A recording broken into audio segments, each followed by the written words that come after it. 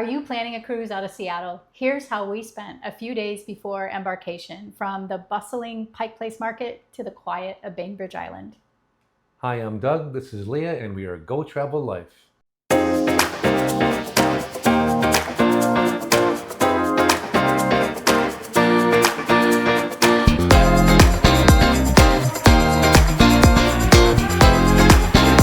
So just a quick note before we get started, we both actually worked for a company for a while that was Seattle based. So we have already done most of the major tourist attractions, and that would include the Space Needle, the Rock and Roll Museum, the aquarium. We've done all of those. So we were looking for things that we hadn't gotten to spend much time doing. So we're going to share with you some of those places, including some of our favorite eats places that we found. Yeah, and just a quick note about the hotel. It's right downtown, in a very, very busy area, hustle and bustle with pretty much all the rest of the hotels. Yeah. So, but the good news is we would definitely stay here again. Yeah. So let's dive in. At a Wyndham residence property called Reside. It is right on Pine Street, 1 block from Pike Place Market. We like apartment hotels as they allow us to have a kitchen so we can do some of our cooking, but also has a washer dryer so we can board the ship with clean clothes. This place was around $275 a night, so it wasn't the least expensive, and with the Four Seasons right around the corner, it's certainly not the most expensive either. There is a creepy hallway in the basement that leads to a decent fitness center, though, with a lot of room for mat and yoga work, so that was nice. We would stay here again. It's 15 minutes from the cruise port and has great walkability. Good morning from Seattle. We are out here at the ferry. We're going to head over to Bainbridge Island this morning. It is a beautiful day, and so we thought we would come out and enjoy some nature and maybe escape some of the crowds. Yeah, so we've already done this Space Needle, the aquarium, all that in our past trips here, so we decided that we'd try the island. Yeah. Good. You got a good deal too. Yeah, if you're 65 and older, it's only $5 a round trip, so hey, I got that going for me. Cool.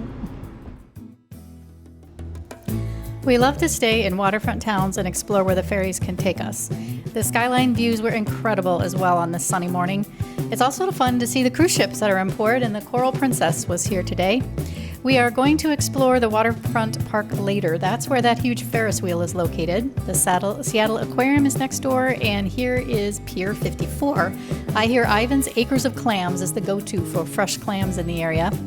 The Bainbridge Island Ferry is just 35 minutes to get you over to the island. It is large, and it is one of the busiest in the U.S., serving over 3 million passengers a year. There's also a cafe and bar inside. It was honestly quite comfortable for a ferry. Coming into Bainbridge this morning, you can really see the smoke hanging in the air, probably drifting down from wildfires in Canada. It gave everything a muted look. The bow of the ship is a nice viewing spot, and there is a sky deck as well if weather cooperates. So we're here at Waterfront Park, and right around the corner will be the Eagle Marina, which we'll go to next. This is really nice. I mean, our hotel over in Seattle is at First and Pine, so right across. Very busy area. It's crazy. Busy and loud and just people everywhere. So this is just gorgeous. Yeah. So just a short walk from the ferry is this Waterfront Park and Trail. So we're gonna head down here first before going into town for coffee. And then there's the actual trail. If you wanted to go into the woods there, you can do it right there. Try. Right at the entrance of the park, there is this huge blackberry bramble.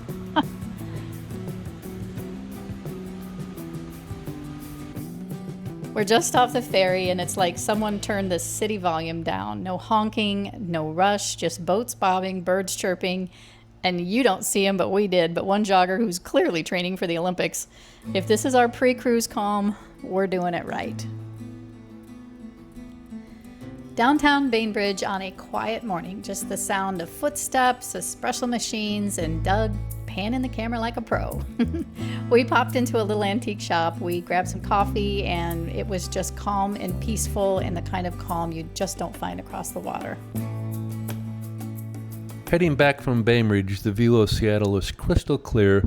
The Space Needle is standing proud. It was built in just 400 days for the 1962 World's Fair, and originally painted a color called Galaxy Gold.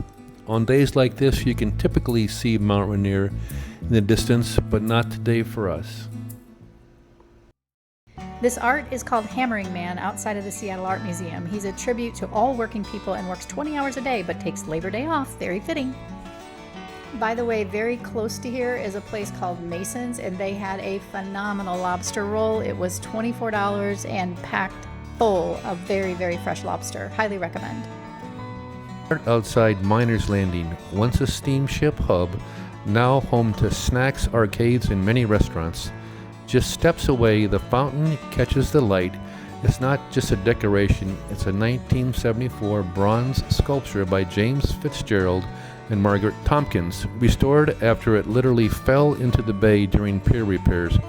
Now it flows again right beside the Seattle Aquarium and the Waterfront Trail. Seattle's Great Wheel is 175 feet tall and is one of a few Ferris wheels in the U.S. that was built on a pier. By the way, the price was $23 per adult to ride. Inside Miners Landing is full-on tourist mode, taffy, trinkets, and more Seattle merch than you thought possible. It's a little cheesy, but honestly kind of fun. We wrapped up in the arcade where Pac-Man is still chomping and Space Invaders are still winning. Some things never change. Now we're exploring Pike Place Market, one of the oldest continuously operating public markets in the United States. It was absolutely buzzing with energy and classic charm. It's right at the corner of Pine and Pike, and you will be amazed at what you can find here. By the way, a few steps away was Mr. D's Greek restaurant. Yeah, we went like 5 times so far. We were absolutely blown away by the flower market. I mean, just look at these, absolutely gorgeous. I wish we were staying longer. You could get some of these bouquets for just $15. We didn't witness the world-famous fish throwing during our particular visit this week, but as you can see, the fish is super fresh and they'll pack it in ice for you to cook at home, or many places had grills where they would cook it for you. Pike Place isn't all crowds and chaos. If you know where to look, there are quiet corners like this one by Pasta Casalinga. We watched the team preparing fresh pasta for the day, and just below, there's a cozy little seating area that feels miles away from all that buzz upstairs. It's a reminder that the market has layers, and some of them are surprisingly peaceful. And this is the original Starbucks, where the coffee's historic and the line might outlast your caffeine craving. We just wanted to show you the other side of the public market. This is the view from Western Avenue, and this place is huge. It's 5 stories, so make sure you take the time to look at the map. Don't get drawn into just going to the busy front entrance. Just a little further down on Western Avenue, we were told that from Thursday to Sunday there is an artisan market in this street from 11 to 4. So we wandered down here. It was quite busy on a Saturday morning, as you can see. And lastly, wrapping up our exploration for the day, still also here on Western Avenue, the Bliss, Norwegian's Bliss, was in port today. One of our next stops was a place called Harbor Steps Park. This was built in 1994. It was donated by a guy named Stimson Bullitt to all the people of Seattle, and it has these great levels all the way down to the waterfront to get you to the harbor. There's picnic tables set at some of the levels so you can just enjoy the gorgeous view. One other place I wanted to highlight really quick was this Thai restaurant where we had lunch one day called Noi. Look at these spring rolls. It was absolutely fabulous. Their red chicken curry was wonderful too, although I would suggest if you have a bigger appetite, order the dinner portion for lunch. It was a phenomenal experience right here on the Harbor Park steps, and can highly recommend this place. All right, we board our ship tomorrow.